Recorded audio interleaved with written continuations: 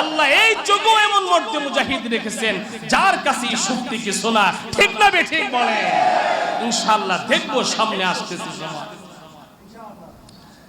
আসলেই আল্লাহ পাক এই পরাশক্তিগুলোকে সামান্য সামান্য জিনিস দিয়ে ধ্বংস করে দেন।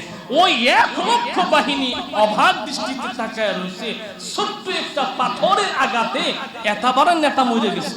হযরত দাউদ আলাইহিস সালাম পাথরটা সুন্দর করে থলের ভিতরে নিলেন, ব্যাগের ভিতরে নিলেন।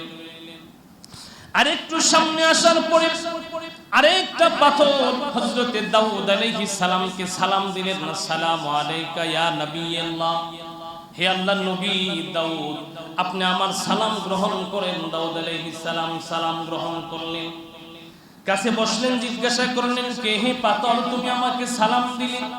ওই পাথরও একই জবাব, হে দাউদ পয়গম্বর, আমি সাধারণ কোনো পাথর না।